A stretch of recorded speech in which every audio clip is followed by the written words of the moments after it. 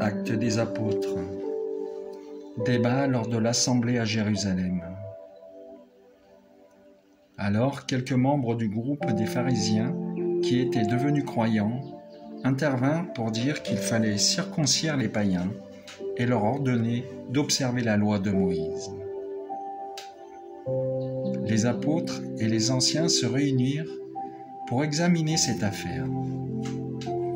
Comme cela provoquait une intense discussion, Pierre se leva et leur dit : « Frères, vous savez bien comment Dieu, dans les premiers temps, a manifesté son choix parmi vous. C'est par ma bouche que les païens ont entendu la parole de l'Évangile et sont venus à la foi.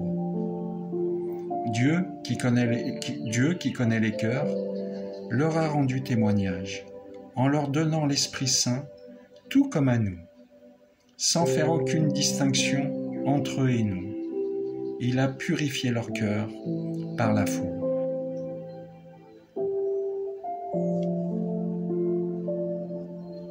Maintenant, pourquoi donc mettez-vous Dieu à l'épreuve en plaçant sur la nuque des disciples un joug que nos pères et nous-mêmes n'avons pas eu la force de porter? Oui, nous le croyons, c'est par la grâce du Seigneur Jésus que nous sommes sauvés, de la même manière qu'eux. Toute la multitude garda le silence. Puis on écouta Barnabé et Paul exposer tous les signes et les prodiges que Dieu avait accomplis grâce à eux parmi les nations. Quand ils eurent terminé, Jacques prit la parole et dit : « Frères, écoutez-moi.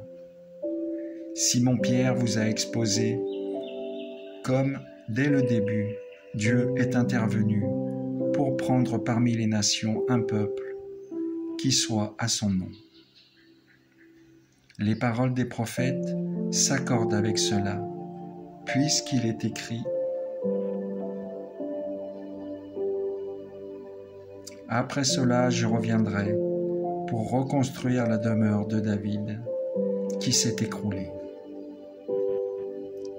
J'en reconstruirai les parties effondrées, je la redresserai.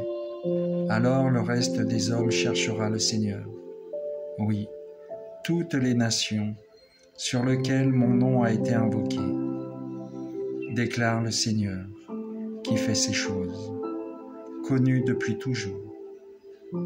Dès lors, moi, j'estime qu'il ne faut pas tracasser ceux qui, venant des nations, se tournent vers Dieu, mais écrivons-leur de s'abstenir des souillures des idoles, des unions illégitimes, de la viande non saignée et du sang.